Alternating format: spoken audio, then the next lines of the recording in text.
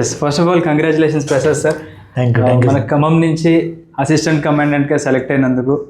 So sir, first మన ఆడియన్స్కి మీ యొక్క యూపీఎస్సీ జర్నీ గురించి అండ్ అలాగే మీ యొక్క స్కూలింగ్ అండ్ అలాగే మీ జర్నీ గురించి చెప్పండి. అంటే ఒక ఆస్పిరెంట్ ఒక ఆఫీసర్గా ఎలా మారాడు అనేది మీ యొక్క జర్నీ ఒకసారి చెప్పండి సార్. నా పేరు భానుత్ లక్ష్మీవర ప్రసాద్ సార్. నాకు UPSC 2024 assistant commandant all India 256 rank వచ్చింది. ఓకే. సో నాది బేసికల్గా నా స్కూల్ జర్నీ మొత్తం ఖమ్మంలోనే చేశాను సార్. నేను ఓకే గోర్కే స్కూల్లో చేశా. ఓకే. తర్వాతకి నేను నా ఇంటర్ మొత్తం నారాయణ కాలేజ్లో చేశాను, హైదరాబాద్. ఓకే. ఆఫ్టర్ దెన్ నేను ఢిల్లీ యూనివర్సిటీలో నాకు సీట్ అలాట్ అయ్యింది. నేను దాని తర్వాత నేను డియూలో BA program history political science చేశాను సార్. ఓకే. దాని తర్వాత నా ఎంఏ సోషాలజీ కూడా అయిపోయింది. దాని తర్వాత నేను 2021లో నేను యూపీఎస్సీ జర్నీ స్టార్ట్ చేశాను. ఓకే. ఆఫ్టర్ మై గ్రాడ్యుయేషన్ చేసిన తర్వాతకి ఇక అలా డిఫరెంట్గా బుక్స్ ప్రింట్స్ పోవడం, ఒకసారి సీసెట్ క్లియర్ అవ్వకపోవడం, అలా 2 times ఫెయిల్ అయిన తర్వాతకి నేను మళ్ళీ నెక్స్ట్ ఇయర్ నేను మళ్ళీ 2024లో యూపీఎస్సీ మెయిన్స్ కూడా రాసా. ఓకే. అప్పుడే అప్పుడే నేను ఈ CAPF first and commandant exam కూడా రాసా. ఓకే. సో ఈ రెండు ఆ మెయిన్స్ వచ్చింది, ఈ ఇంటర్వ్యూ కాల్ వచ్చింది.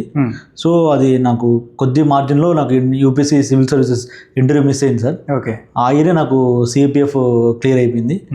సో నాకు 256 ర్యాంక్ వచ్చింది సార్. సూపర్. సో చూడండి, యూపీఎస్సీ ప్రిపరేషన్తో పాటు చాలామంది ప్లాన్ బి పెట్టుకోరు కదా. సో సార్ ఇప్పుడు ప్లాన్ బి గురించి ఎక్స్ప్లెయిన్ చేస్తారంటే చాలామంది ఆ యూపీఎస్సీ ట్రాప్లో పడిపోయి యూపీఎస్సీ అంటే ఓన్లీ సివిల్ సర్వీసెస్ ఎగ్జామినేషనే అనుకొని ఇయర్స్ ఆఫ్ ప్రిపరేషన్ చేసి ఫెయిల్ అయినటువంటి వాళ్ళు ఉన్నారు. కాకపోతే ఆ యూపీఎస్సీ ప్రిపరేషన్తో పాటుగా ఇప్పుడు sir CAPF assistant commandant exam all India 256 rank crack చేశారు. అంటే సెంట్రల్ ఇండస్ట్రియల్ సెక్యూరిటీ ఫోర్స్లో సార్కి ఇప్పుడు అసిస్టెంట్ కమాండెంట్ పోస్ట్ వస్తుంది. సో మీరు ప్లాన్ బి పెట్టుకోవాలని మీకు ఆ ఆలోచన ఎందుకు వచ్చింది సార్? సార్ ప్లాన్ బి అని కాదు, ఇప్పుడు మనం ఏంటంటే కంటిన్యూస్గా మనం ప్రిపరేషన్లో ఉండలేము. సో ఒక పాయింట్ ఆఫ్ టైంలో మన ప్రిపరేషన్ ఎండ్ చేయాలి.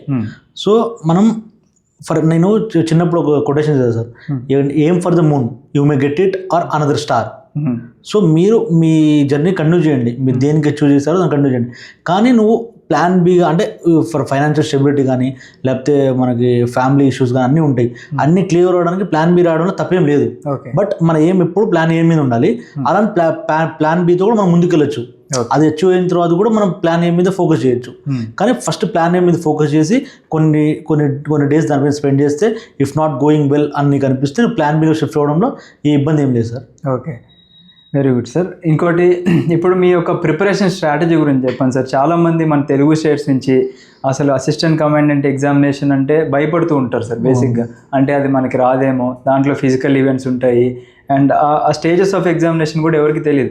అండ్ ఇన్ఫ్యాక్ట్ ఆ యూపీఎస్సీ జాబ్ క్యాలెండర్ రిలీజ్ చేసిన తర్వాత అందరూ కూడా మన తెలుగు స్టేట్స్ నుంచి ఫోకస్ చేసేదంతా కూడా సివిల్ సర్వీసెస్ మీద.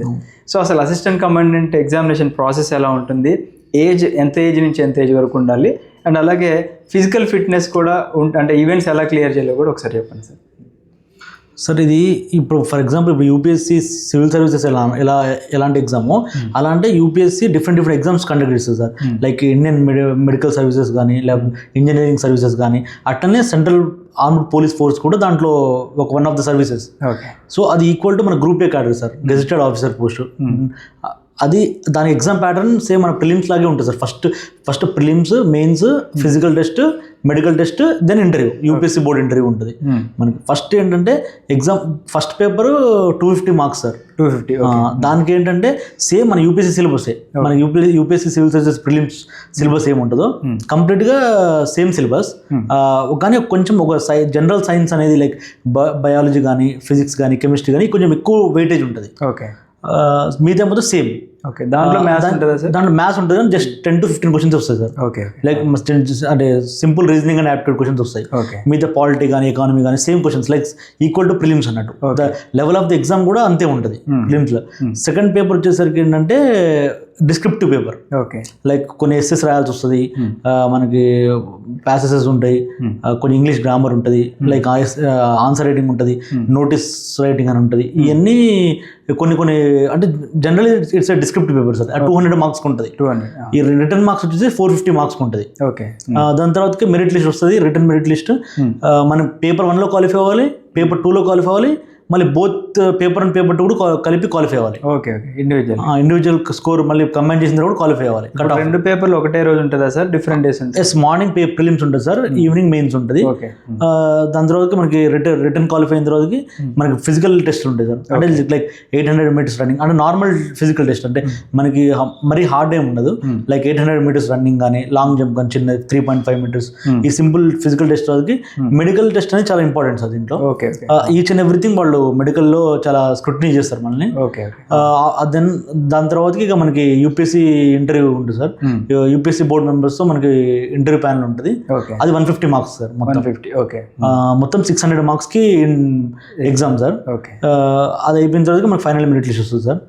దీనికి ఏజ్ క్రైటీరియా ఉంటుంది sir.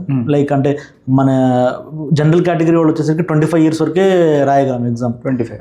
And for OBC 28 years, and then SC ఎస్టీకి 30 years దాకా రాయొచ్చు. సో ఈక్వల్ లైక్ మన సివిల్ సర్వీసెస్ సేమ్ సిలబస్ ఉంటుంది. సో అది ప్రిపేర్ అయిన వాళ్ళకి ఇది ఈజీ ఎగ్జామ్ అని చెప్పొచ్చు. ఓకే సార్, ఇప్పుడు మన స్టేట్లో కొద్దిగా సిమిలర్గా ఎస్ఐ ఎగ్జామినేషన్ ఉంటుంది కదా సార్. ఈ ఎస్ఐకి ప్రిపేర్ అయ్యే వాళ్ళు అసిస్టెంట్ కమాండెంట్కి ఏం చేయొచ్చు అంటారా సార్? అండ్ సిలబస్ ఎంతవరకు మ్యాచ్ అయిద్దామని ఐడియా ఉంటుంది సార్? అంటే ఇప్పుడు ఎస్ఐ ఎగ్జామ్లో మనకి బేసిక్గా 200 మార్క్స్కి జనరల్ స్టడీస్ ఉంటుంది, ఒక 200 మార్క్స్కి అర్థమెటిక్ రీజనింగ్ ఉంటుంది.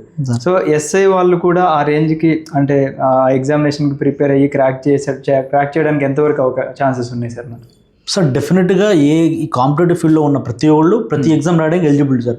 బికాస్ ఇప్పుడు సోర్సెస్ అనేది అందరికి సేమ్. లైక్ నేను ఇంగ్లీష్ ఇండియన్ పాలిటీ చదువుతా, లక్ష్మీకాంత్ వేరే వాళ్ళు కూడా సేమ్ బుక్ చదువుతారు. అట్టనే హిస్టరీకి స్పెక్ట్రమ్ కానీ, ఎన్సీఆర్టీ కానీ అన్ని సేమ్ ఉంటాయి sir. But the pattern of exam మన మైండ్ సెట్ మారాలి అంతే. ఇప్పుడు మనం యాప్టిట్యూడ్ ఉంటుంది, మాకు యాప్టిట్యూడ్ ఉంటుంది. ఎస్ఐ వాళ్ళకి ఫిజిక్స్, కెమిస్ట్రీ, మ్యాథ్స్, బయాలజీ ఉంటుంది, మాకు అది ఉంటుంది.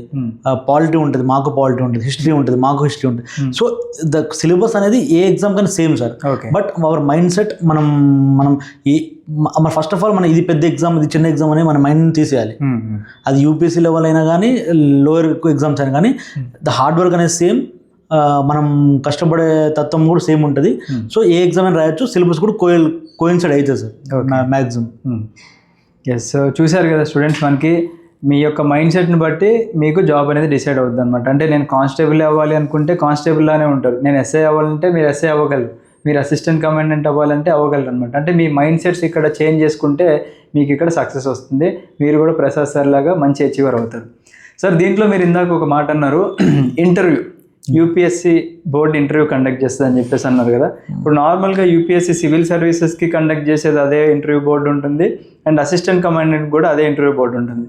బయట చాలాసార్లు ఈవెన్ మాకు కూడా యూట్యూబ్లో సజెషన్లు వస్తూ ఉంటాయి, యూపీఎస్సీ ఇంటర్వ్యూ బోర్డు అంటే చాలా టఫ్ ఉంటుంది, అసలు దాన్ని మనం ఫేస్ చేయలేము అని చెప్పేసి చాలామంది అడుగుతూ ఉంటారు కదా. సో మీ ఎక్స్పీరియన్స్ ఏంటి UPSC interview board assistant commandant తీసుకునేటప్పుడు? అసలు ఆ రోజు మీ మైండ్ సెట్ ఎలా ఉంది, అండ్ ఆ ఇంటర్వ్యూలో మిమ్మల్ని అడిగిన క్వశ్చన్స్ ఏంటి, అండ్ మీరు ఆ ఇంటర్వ్యూలో ఎలా దాన్ని ప్రాపర్గా డీల్ చేసి బయటకు వచ్చారు? సార్ నేను యాక్చువల్గా 2022లో కూడా నేను ఇంటర్వ్యూ ఒకసారి వెళ్ళాను సార్. అప్పుడు నాకు 7 మార్క్స్తో మెరిట్ లిస్ట్ అవుట్ అయిపోయాయి. నేను 2024లో నాకు ర్యాంక్ వచ్చింది. ఇది నా సెకండ్ ఇంటర్వ్యూ సార్. సో మనకి జనరల్గా యూట్యూబ్లో ఏంటంటే మన ఆస్పిరెంట్స్ని చాలా భయపెడతా ఉంటారు, ఏదో డిఫరెంట్ క్వశ్చన్స్ అడిగి, లేదా డిఫరెంట్గా సెటప్ కానీ చాలా డిఫరెంట్గా ఉంటుంది, కొన్ని మనం చూస్తూ ఉంటాం. కానీ నిజమైన ఇంటర్వ్యూలో అట్లా ఉండదు సార్. అంటే జనరల్ ఇంటరాక్షన్ టైప్ ఉంటుంది, వాళ్ళు కూడా చాలా క్యాజువల్గా ఉంటారు, చాలా ఫ్రెండ్లీగా ఉంటారు. లైక్ డైనింగ్ టేబుల్లా ఉంటుంది సార్. అది మనకి ఒక సెమీ సర్కిల్లో కూర్చుంటారు, వాళ్ళ 4 members ఉంటారు, మనతో 5 members. ఆ 20 minutes ఎట్లా ఉంటుంది అంటే it will be like 2 minutes sir. అంటే మీరు వెళ్ళి రావడమే మీకు గుర్తుంటుంది, అక్కడ మీ ఆ స్పేస్లో మీరు ఆక్యుపై అయిపోతారు. వాళ్ళు కూడా మిమ్మల్ని ఫస్ట్ కామ్ డౌన్ చేస్తారు. కామ్ డౌన్ అంటే వాళ్ళు జస్ట్ నార్మల్ టాక్ మాట్లాడతారు, జస్ట్ సబ్జెక్ట్కి వెళ్ళిపోరు డైరెక్ట్గా. సో మీరు కొంచెం ఆ సిచ్యువేషన్లో మీరు ఇమిడిపోతారు సార్ అక్కడ. దాని తర్వాతకి ఇక జనరల్గా మనకి డాఫ్ నుండే క్వశ్చన్స్ వస్తాయి, ఎవరు మన డీటెయిల్ అప్లికేషన్ ఫామ్ ఉంటుంది, ఆ క్వశ్చన్స్ దాని నుండి అడుగుతారు. వాళ్ళు ఏదో రాకెట్ సైన్స్ లేకపోతే ఏదైనా ఫిజిక్స్ ఫార్ములాస్ అలాంటి ఏం అడుగుతారు, జస్ట్ జనరల్ క్వశ్చన్స్. మీ ఖమ్మం కదా, మీ ఖమ్మం అనగా నక్సలిజం గురించి వస్తారు, వాళ్ళకి నక్సలిజం గురించి అడుగుతారు, దాని పాలసీస్ గురించి అడుగుతారు. నెక్స్ట్ ఇప్పుడు నా ఆప్షనల్ సోషియాలజీ, నిన్న మాస్టర్స్ సోషియాలజీ. సో వాళ్ళు వెంటనే ఇప్పుడు ఫర్ ఎగ్జాంపుల్ నన్ను కార్ల్ మార్క్స్ గురించి అడిగారు, క్లాస్ స్ట్రగుల్ గురించి అడిగారు, మళ్ళీ మన max Webber spirit and ethics capitalism గురించి అడిగారు, ఆ థియరీ. ఇలా అంటే వాళ్ళు సబ్జెక్ట్ ఓరియంటెడ్ బట్టి అడుగుతారు సార్ మనకి. మరి ఆ టైంలో ఆపరేషన్ సింధూర్ జరుగుతుంది, ఆ టైంలో చాలా హోస్టైల్ సిచ్యువేషన్స్ ఉన్నాయి. ఆ టైంలో నువ్వు ఉంటే ఏం చేస్తావు యాజ్ ఆఫీసర్ లాగా, మనకి ఇండియా ఏ స్టాండ్ తీసుకోవాలి, డిఫెన్స్ టెక్నాలజీ ఎలాంటి డెవలప్మెంట్ తీసుకోవాలి అని ఇవన్నీ జనరల్ మనకి న్యూస్ పేపర్లో కవర్ అయ్యే టాపిక్స్ ఇవన్నీ. సో అయ్యే అడుగుతారు సార్ మన, ఏమి అంత ఇబ్బంది ఏం పెట్టరు మనల్ని. ఓకే, ఇక్కడ వీళ్ళు బయట మాక్ టెస్ట్లో పెట్టినంత ఇబ్బంది అయితే పెట్టరు. ఓకే ఓకే, నాకు మార్క్స్ కూడా చాలా బాగా వచ్చింది సార్. 150కి నాకు ఫస్ట్ ఇంటర్వ్యూలో 105, ఈ సెకండ్ ఇంటర్వ్యూలో 95 దాకా వచ్చేది సార్. మంచి score. Very good sir. And ఇంకోటి సార్, ఇప్పుడు మనకి ఎగ్జామినేషన్ ప్రాసెస్ అంతా అయిపోయింది, అసలు పోస్టింగ్ ప్రిఫరెన్సెస్ ఎలా పెట్టాలి సార్? మనకంటే మనకి ఏమన్నా పర్టికులర్గా పిలుస్తారా ఆఫ్లైన్లో, లేకపోతే ఆన్లైన్లో అది మనం ఫిల్ చేసుకోవాలా? అండ్ మనకి మన ర్యాంకింగ్ని బట్టి మనకి ప్రిఫరెన్స్ వస్తుందా? ఆ క్లారిటీ కూడా ఒకసారి మన స్టూడెంట్స్. యాక్చువల్గా ఇప్పుడు మనకి రిటర్న్ క్వాలిఫై అయిపోయిన తర్వాతకి మనకి డీటెయిల్ అప్లికేషన్ ఫామ్ ఫిల్ చేయాలి సార్. అంటే మీ ఎడ్యుకేషన్ బ్యాక్గ్రౌండ్ గురించి మీ ఎవ్రీథింగ్ వాళ్ళు అడుగుతారు మనల్ని. అది మనం ఆన్లైన్లో ఫిల్ చేయాలి వెబ్సైట్లో, యూపీఎస్సీ వెబ్సైట్లో. అప్పుడే వాళ్ళు మనల్ని పోస్ట్ ప్రిఫరెన్సెస్ కూడా అడుగుతారు సార్. దీంట్లో 5 పోస్ట్ ఉంటాయి sir. Like central industrial security force అని, సెంట్రల్ రిజర్వ్ పోలీస్ ఫోర్స్ అని, SSB Seema Sahastrabal, border security force, Indo Tibetan border police. ఈ 5 ఉంటాయి సార్. ఈ 5లో మనకి ఫర్ ఎగ్జాంపుల్ నార్త్ సైడ్ వాళ్ళేమో ఐటీబీపీ కానీ బిఎస్ఎఫ్ కానీ వాళ్ళు ఫస్ట్ పెట్టుకుంటారు. ఇప్పుడు మన సౌత్ వాళ్ళు ఏంటంటే సిఆర్పిఎఫ్ కానీ సిఐఎస్ఎఫ్ కానీ ఫస్ట్ పెట్టుకుంటారు. అట్లా ఏంటంటే రీజియన్ వైజ్ వాళ్ళ వర్క్ ప్లేస్ డిసైడ్ అవుతుంది కాబట్టి వాళ్ళు వాళ్ళ ఇష్టం వచ్చింది పెట్టుకుంటారు సార్. ఇప్పుడు నా కేసులో నేను సెంట్రల్ ఇండస్ట్రియల్ సెక్యూరిటీ ఫోర్స్ పెట్టుకున్నాను. అది దాని డ్యూటీ మెయిన్ అంటే ఇప్పుడు ఎలా ఉంటుందంటే లైక్ పెద్ద పెద్ద PSUs of government of India కానీ, ఎయిర్పోర్ట్స్ కానీ, సీ పోర్ట్స్ కానీ, ఈ అంటే ఇలాంటి ఏదైతే క్రిటికల్ ఇన్స్టాలేషన్స్ ఉన్నాయో ఈ మన ఇండియన్ ఎకానమీకి ఏదైతే ఇంపార్టెంటో దాన్ని గార్డ్ చేయడం, ఆ ఏరియా మొత్తం మనం మెయింటైన్ చేయడం మన కంట్రోల్లో ఉంటుంది సార్. సో ఇలా వాళ్ళ ప్రిఫరెన్సెస్ అని ఇలా డివైడ్ అవుతూ ఉంటాయి సార్. ఓకే, ప్రిపరేషన్ ఫేస్లో ఉన్నప్పుడు ఒక ఆస్పిరెంట్కి ఏదో ఒక పాయింట్ ఆఫ్ టైంలో డిమోటివేట్ అవుతూ ఉంటారు. అంటే నేను ఇది చేయగలనా లేదా అనే సందేహం అందరికీ ఉంటుంది. దాన్ని అసలు ఎలా ఓవర్కమ్ చేసి మీరు సక్సెస్ అయ్యారు చెప్పండి సార్. జనరల్గా డిమోటివేషన్ అనేది part and parcel of life sir. ఇప్పుడు మనకి ఏంటంటే ఇప్పుడు ఓన్లీ కాంపిటేటివ్ ఫీల్డే కాదు, ఏ ఫీల్డ్ చూసుకున్నా డిమోటివేషన్ అనేది కామన్. లైక్ ఒక క్రికెటర్ కానీ, ఒక స్పోర్ట్స్ అథ్లెట్ కానీ, ఎవరికైనా సినిమా ఇండస్ట్రీలో ఉన్న వాళ్ళకైనా ఎవరికైనా డిమోటివేట్ అవ్వడం లేకపోతే అప్స్ అండ్ డౌన్స్ అనేది చాలా కామన్. అది ఏంటంటే మనం ఎప్పుడైతే డిమోటివేట్ అవుతామో అప్పుడు మనం కోర్ ప్రిన్సిపల్స్ అనేవి మనం ఒకసారి రిమైండ్ చేసుకుంటే సరిపోతుంది సార్. అసలు ఎందుకు వచ్చా నేను ఈ ఎగ్జామ్కి, నేను కానిస్టేబుల్ ఎందుకు అవ్వాలనుకుంటున్నా, నేను ఐఏఎస్ ఎందుకు అవ్వాలనుకుంటున్నా అని మనం ఒక పాయింట్ ఆఫ్ టైంలో డిసైడ్ అవుతాం సార్ లైఫ్లో. అది ఎందుకు డిసైడ్ అయినా ఆ మూమెంట్ మనం ఒకసారి గుర్తుపెట్టుకుంటే మనం ఆటోమేటిక్గా మోటివేషన్ అనేది ఆటోమేటిక్గా వస్తుంది. ఈ మోటివేషన్ అనేది డిమోటివేషన్ అనేది ఒక చైన్ లాంటిది సార్. ఇది ఎప్పుడు అవుతూ ఉంటుంది. మనిషి ఎప్పుడు మోటివేట్ అయి ఉంటాడు, మనిషి ఎప్పుడు డిమోటివేట్ అయి ఉంటాడు. ఇట్ జస్ట్ టైం చేంజ్ చేస్తూ ఉంటుంది మన సిచ్యువేషన్ టైం. కొంతమందికి ఫైనాన్షియల్ ఇబ్బంది ఉండొచ్చు, కొంతమంది ఫ్యామిలీ ప్రాబ్లమ్స్ ఉండొచ్చు, దాని కూడా డిమోటివేట్ అవ్వచ్చు. But everything is temporary. అది మనం ఓవర్కమ్ చేస్తూ మనం మన పని మనం చేసుకోవాలి సార్. Yes sir.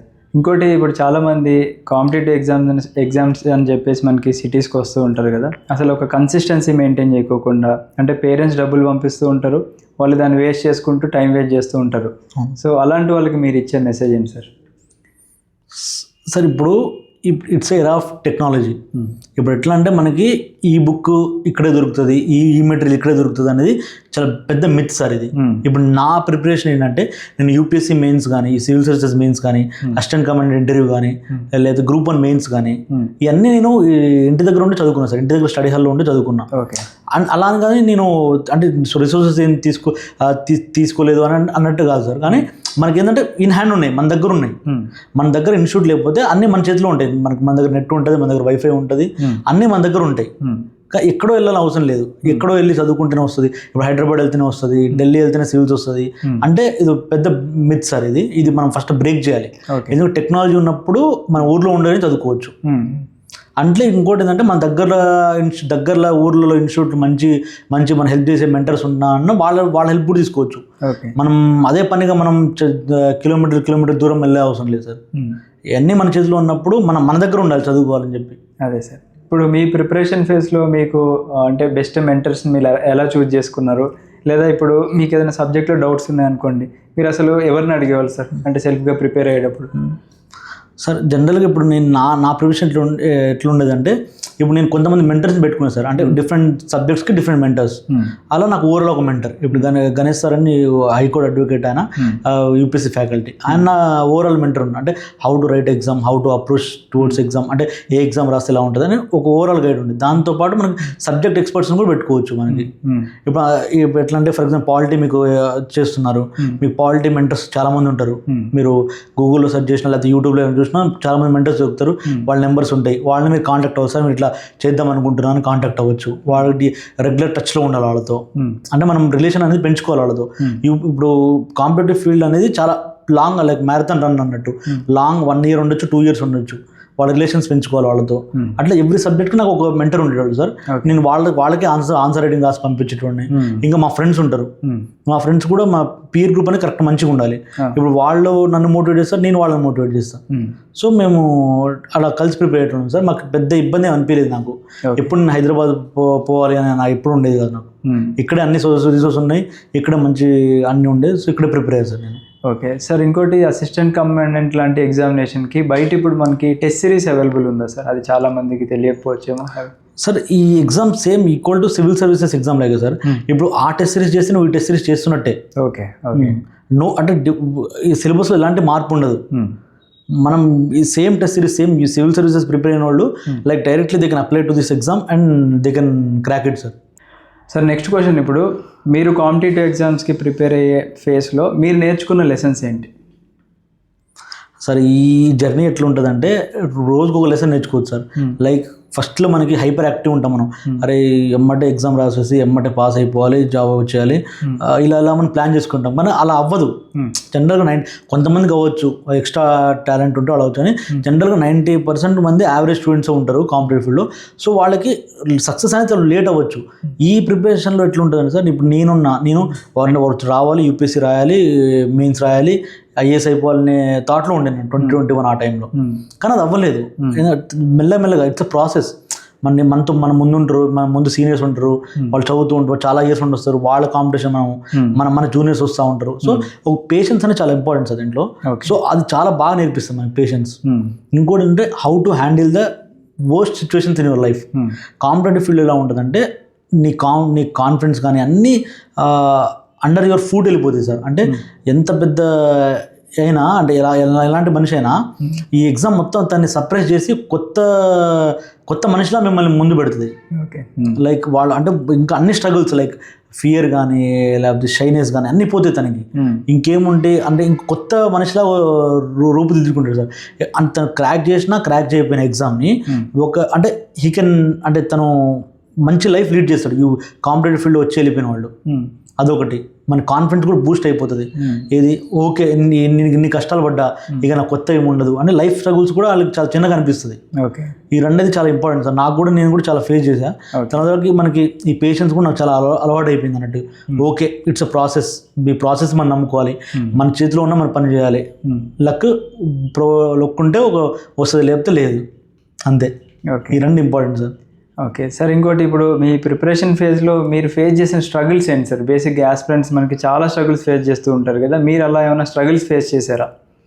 అందరికీ ఉన్న స్ట్రగులే నాకు సార్. లైక్ ఇప్పుడు ఎట్లా అంటే ఎప్పుడే జాబ్ వస్తుంది నీకు, ఇంకెన్ని రోజులు రాస్తావు, ఇవన్నీ ఉంటాయి ఇక మనకి. అన్నీ అంటే కామన్ స్ట్రగుల్స్ ఇవన్నీ. కొంతమంది ఫైనాన్షియల్ అంటే స్ట్రగుల్స్ అంటే డిఫరెంట్ సార్. ఇప్పుడు నాకేంటంటే ఎప్పుడు ఫైనాన్షియల్ స్ట్రగుల్ రాలేదు. లైక్ నాకు ఫైనాన్షియల్గా ఎప్పుడు నేను స్టేబులే ఉన్నా. కానీ నాకేంటంటే జాబ్ రావట్లేదు, అంటే ప్రిపేర్ అవుతున్నా, అంటే నా హార్డ్ వర్క్ దగ్గర నా రిజల్ట్ అనేది రాలేదు. ఆ స్ట్రగుల్ అయితే నాకు ఎప్పుడు ఉండేది సార్ మెంటల్గా. సో నేను అది ఉన్నా కూడా నేను నా పని నేను చేసుకొని వెళ్ళిపోయేవాడిని. లైక్ ఎగ్జామ్ క్వాలిఫై అవ్వకపోయినా ఒక 2-3 days బ్రేక్ తీసుకొని మళ్ళీ రీస్టార్ట్ చేసేటండి ఎగ్జామ్. సో పెద్ద స్ట్రగుల్స్ అయితే లేవు సార్ నాకు. లైక్ ఫైనాన్షియల్ స్ట్రగుల్ అంటే డిఫరెంట్ మెంబర్స్కి ఉండొచ్చు, డిఫరెంట్ ఫ్యామిలీ స్ట్రగుల్ ఉండొచ్చు. నాకైతే అంత పెద్ద స్ట్రగుల్స్ ఏం లేవు సార్. బట్ ప్రిపరేషన్లో బాగానే అయింది సార్ నాది. ఓకే, ఇంకోటి మీరు ప్రిపేర్ అయ్యేటప్పుడు మీ యొక్క డే షెడ్యూల్ ఎలా ఉండేది సార్? అంటే మార్నింగ్ మీరు ఎలా మీ డే స్టార్ట్ చేసేవాళ్ళు అండ్ మీరు డే ఎండ్ ఎలా చేసేవాళ్ళు, అది ఒకసారి చెప్పండి. అంటే మీ యొక్క ప్రిపరేషన్ షెడ్యూల్, ఒక డే షెడ్యూల్ ఎలా ఉండేది? సార్ నేను స్టడీ హాల్ లైబ్రరీలో ఉన్నప్పుడు రేపటి షెడ్యూల్ ఈరోజు నైటే రాసుకుంటాను సార్. లైక్ మార్నింగ్ 6 నుండి నైట్ 10 దాకా ఏం చేయాలని చెప్పి రేపటి షెడ్యూల్ ఈరోజు నైట్ రాసుకొని పడుకునేటండి. లైక్ మార్నింగ్ 6 నుండి నైట్ 10 దాకా నేను ఎవ్రీ సబ్జెక్ట్ కవర్ చేసేటండి సార్. లైక్ 1 మంత్ మొత్తం పాలిటీ చదవడం, 1 మంత్ మొత్తం హిస్టరీ అట్లా కాకుండా లైక్ పాలిటీ ఈరోజు ఫండమెంటల్ రైట్స్ చదవాలి, అది 1 అవర్ చదివేటండి సార్. నెక్స్ట్ ఎకానమీ వచ్చేసి బ్యాంకింగ్ సెక్టర్ చేయాలి. నెక్స్ట్ జాగ్రఫీ వచ్చేసి ఇది ఒక కాన్సెప్ట్ చేయాలి, లైక్ వాల్కనో కాన్సెప్ట్ అని, ఎత్తుకే కాన్సెప్ట్ అని చేయాలి. Next current affairs June month చదువుకోవాలి. లైక్ ఆన్సర్ రేటింగ్ 2 ఎస్సెస్ రాయాలి. అన్ని మార్నింగ్ 6 నుండి నైట్ 10 దాకా ఈచ్ అండ్ ఎవ్రీ స్లాట్ దానికి ఉండేది సార్. దానివల్ల ఏమవుతుంది అంటే మనకి డిఫరెంట్ బోరింగ్ అనేది ఉండదు సార్ ప్రిపరేషన్లో. లైక్ ఎమ్మటే నువ్వు సబ్జెక్ట్ షిఫ్ట్ అవుతూ ఉంటావు, కొత్తది నేర్చుకుంటూ ఉంటావు, సో బోరింగ్ అనేది ఉండదు. అలా నేను ప్రతి స్లాట్ నాకు చాలా ఫిక్స్ అయ్యి ఉండేది సార్. ఇప్పుడు ఒకరోజు ఫర్ ఎగ్జాంపుల్ ఆ స్లాట్ మిస్ అయితే ఆ రోజు నేను పాలిటీ చదవను, ఇక నెక్స్ట్ రోజు మళ్ళీ అదే ఫండమెంటల్ రైట్స్ పెట్టుకుంటా. అట్లా అంటే మనకి ఒక లాంగ్ జర్నీ లాగా ఎవ్రీడే ఒక మంత్లో మొత్తం పాలిటీ కంప్లీట్ అయ్యేట్టు చూసుకుంటా సార్. ఎవ్రీడే ఒక టాపిక్, లేకపోతే next day MCQs on the topic, అట్లా పెట్టుకున్నాను. సార్ మీ ప్రిపరేషన్ స్ట్రాటజీలో what is the role of your parents? Preparation ఇప్పుడు ఏదైనా మన పేరెంట్సే సార్. ఇప్పుడు ప్రిపరేషన్లో అని సపరేట్ అంటే ఆస్పెక్ట్ కాకుండా మనం ఇక్కడ ఉన్నాము, ఇప్పుడు మీరు నన్ను ఇంటర్వ్యూ తీసుకుంటున్నారంటే కారణం మా పేరెంట్స్. లైక్ వాళ్ళు 100% సపోర్ట్ ఇచ్చి వాళ్ళు ఎవ్రీథింగ్ నువ్వు చేయగలవు, నీకు ఆ టాలెంట్ ఉంది అని చిన్నప్పుడు మనం గ్రహించి నాకు ఇది కావాలంటే అది కొనిచ్చి, ఏది కావాలంటే అది కొనిచ్చి, మనకు ట్యాబ్ అంటే ట్యాబ్, ల్యాప్టాప్ అంటే ల్యాప్టాప్, ఎగ్జామ్ ఫీజ్ అంటే ఎగ్జామ్ ఫీజ్, అన్నీ మనకి మంచి పేరెంట్స్ దొరికారు కాబట్టి మనం ఏదో ఒక సంథింగ్ లైఫ్లో అచీవ్ చేయగలం సార్. సో మా పేరెంట్స్ వాళ్ళిద్దరు ఫార్మర్స్ అయినప్పటికీ మమ్మల్ని బాగా చదివించారు సార్. లైక్ మా ఇద్దరు సిస్టర్స్ కూడా డాక్టర్సే, మా బావగారు కూడా డాక్టరే, వాళ్ళందరూ మెడికల్ ఫీల్డ్లో ఉన్నారు. మా ఎడ్యుకేషన్ బాగా జరిగింది సార్. లైక్ వాళ్ళు మా ప్రాపర్గా ప్లాన్ చేసుకున్నారు సార్ మమ్మల్ని ఎలా చదివించాలి ఏంటని. వాళ్ళు 100% సపోర్ట్ అయితే మాకు ఉంది సార్. వాళ్ళని లైక్ విఐపి ద్వారా వాళ్ళకి థ్యాంక్స్ చెప్తాను సార్. ఇప్పుడు ఈ ఇంటర్వ్యూ మీ తల్లిదండ్రులు కూడా చూస్తారు కాబట్టి వాళ్ళు కూడా చాలా హ్యాపీ ఫీల్ అవుతారు వాళ్ళ గురించి చెప్తాను. ఒకసారి వాళ్ళ పేరు కూడా చెప్పండి. చెప్తే మా డాడీ పేరు బాణోత్ రామూర్తి నాయక్ సార్. మా మమ్మీ పేరు బాణోత్ విజయ సార్. విజయ గారు. సో ఇద్దరు చూడండి అమ్మా, మంచి కొడుకుని కన్నారు అండ్ మీకు మంచి జాబ్ని గిఫ్ట్ లాగా ఇచ్చారు. అండ్ మన ఖమ్మం నుంచి ఒక డైమండ్ అని చెప్పేసి చెప్తాను నేను. ఎస్ సార్, ఇంకోటి ఇప్పుడు మీరు ఆస్పిరెంట్గా ఉన్నప్పుడు మేబీ మీ యొక్క ఫ్యామిలీ కానీ లేకపోతే సొసైటీ కానీ మిమ్మల్ని ఒక యాంగిల్లో చూస్తూ ఉంటారు కదా, ఆ ఫేజ్లో ఉన్నప్పుడు మీరు ఎలా ఉన్నారు? అండ్ మీకు ఇప్పుడు సక్సెస్ వచ్చిన తర్వాత అదే ఫ్యామిలీ మెంబర్స్, ఫ్రెండ్స్, సొసైటీ ఎలా చూస్తుంది ఒకసారి చెప్పండి సార్. అంటే మనకి ఆఫ్టర్ రిజల్ట్స్ కానీ బిఫోర్ రిజల్ట్స్ కానీ చాలా డిఫరెంట్ ఉంటుంది సార్ మీ లైఫ్. లైక్ మరి ర్యాంక్ వచ్చిన తర్వాతకి మీకు అందరు రెస్పెక్ట్ చేయడం కానీ, లైక్ మీరు అంటే డిఫరెంట్ వరల్డ్కి వెళ్ళిపోతుంది సార్. ముందున్న ప్రపంచం వేరు, దాని తర్వాత ప్రపంచం వేరు, కంప్లీట్ డిఫరెంట్ ఉంటుంది. ఎవ్రీవన్ అంటే మీకు తెలియని వాళ్ళు కూడా ఫోన్లు కానీ మెసేజ్ కానీ అన్నీ చేస్తూ ఉంటారు, అందరు మిమ్మల్ని పిలుస్తూ ఉంటారు. లైక్ ఆఫీసర్ క్వాలిటీస్ అనేది మీకు అప్పుడే డెవలప్ అవుతూ ఉంటుంది. అంటే అది చాలా కొత్త ప్రపంచంగా అనిపిస్తుంది సార్ మనకి. ముందు ఏంటంటే మనకి ఈ ప్రెజర్లో ఉంటాం, ఎగ్జామ్ ప్రెజర్ లైవ్ ఎలా వస్తుందో రాదో ఆ ప్రెజర్లో ఉంటాం సార్. మనకి ఎక్కువ రికగ్నిషన్ కూడా ఉండదు. జనరల్గా ఎట్లా సొసైటీ ఎట్లా ఉంటుంది అంటే ఎవరైతే సక్సెస్ అయ్యారో వాళ్ళకే ప్రాధాన్యత ఇవ్వడం అనేది వస్తున్న ట్రెండ్ అది. సో సక్సెస్ అయిన తర్వాత లైఫ్ చాలా బాగుంటుంది సార్. లైక్ మీరు ఇష్టమైన పని చేయొచ్చు, మిమ్మల్ని ఎవరు అడగరు ఎందుకు చేస్తున్నావు అని. అది ముందు అలా ఉండదు. మీరు కోరుకున్న దగ్గర వెళ్ళొచ్చు, ప్లేసెస్, బుక్స్ చదువుకోవచ్చు, మీ హాబీస్ డెవలప్ చేసుకోవచ్చు. సో పోస్ట్ ర్యాంక్ రావడం, పోస్ట్ జాబ్ వచ్చిన తర్వాత లైఫ్ అనేది చాలా బాగుంటుంది సార్. ఓకే. ఎస్ సార్, ఇప్పుడు యూపీఎస్సీ బోర్డు మీకు ఇంటర్వ్యూ చేసిందని చెప్పేసి అన్నారు కదా సార్, అంటే మీరు ఏమన్నా మాక్ ఇంటర్వ్యూలకి అటెండ్ అవుదామని చెప్పేసి అనుకున్నారా, లేకపోతే అసలు మన దగ్గర ఉన్న వాళ్ళు ఇంటర్వ్యూకి మీకు ఎలా సపోర్ట్ చేశారు సార్? మీరు ఎవరు గైడెన్స్ తీసుకున్నారు? సార్ 2022లో నాకు ఇంటర్వ్యూ కాల్ వచ్చింది సార్. అప్పుడు పెద్ద అంటే ఇంటర్వ్యూ ఎట్లా ఉంటుంది, ఎలాంటి క్వశ్చన్స్ అడుగుతారు అని పెద్ద నాకు అంత ఐడియా లేకుండే. సో నా మ్యూచువల్ ఫ్రెండ్ ద్వారా మీ విఐపిఐఎస్ని కన్సల్ట్ అయ్యా సార్, మీకు ఫోన్ చేశా. అప్పుడు మీరు చందు సార్ నెంబర్ ఇచ్చారు, తను సిఆర్పిఎఫ్లో చేస్తున్నారు ఇప్పుడు. కొంచెం ఆ సార్ కొంచెం గైడెన్స్ ఇచ్చారు సార్. అంటే ఈ ప్యానెల్ ఎలా ఉంటుంది, ఎలాంటి క్వశ్చన్స్ అడుగుతారు, అది నా అంటే ఫస్ట్ స్టార్టింగ్ సార్. అంటే ఈ జర్నీలో అంటే ఇంటర్వ్యూ జర్నీలో దాని తర్వాతకి మా మెంటర్స్ గణేష్ సార్ కానీ తను రెగ్యులర్ టచ్లో ఉండేది సార్. గణేష్ సార్ కానీ ఇలా ఎలాంటి క్వశ్చన్స్ అడుగుతారు ఏంటి, ఇంటర్నల్ సెక్యూరిటీ గురించి కానీ ఇవన్నీ బాగా డిస్కస్ చేసుకుంటున్నాం. దెన్ అది ఫస్ట్ ఇంటర్వ్యూ ఎక్స్పీరియన్స్ సార్. దాని తర్వాత ఇక మనకి సెకండ్ వచ్చేసరికి మనకి డిఫరెంట్ ఇన్స్టిట్యూట్స్లో వెళ్ళాను సార్ నేను. మా ఫ్రెండ్ అజయ్ ఉన్నాడు సార్, తనకు కూడా వచ్చింది 371 ర్యాంక్. Okay okay. తను నేను రెగ్యులర్ ఇంటరాక్షన్లో చేసుకున్నాం సార్ ఈ ఇంటర్వ్యూ అనేది, ఇలా ప్లాన్ చేసుకున్నాను నేను. ఓకే. ఎస్. సో యాస్పిరెంట్స్ అందరూ చూశారు అనుకుంటున్నాను మనకి ఎల్వి ప్రసాద్ సార్ యొక్క journey.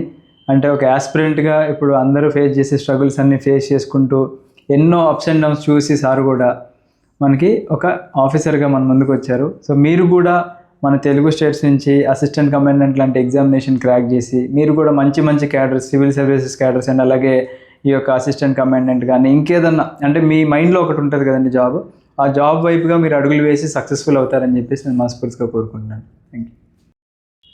Yes, LV Prasad sir, first of all thank you.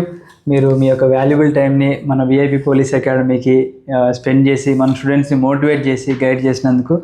And keep inspiring sir. ఇలానే మీరు అనుకున్న క్యాడర్స్ అన్నీ కూడా ఇంకా అచీవ్ చేయాలని చెప్పేసి నేనైతే మనస్ఫూర్తిగా కోరుకుంటున్నాను.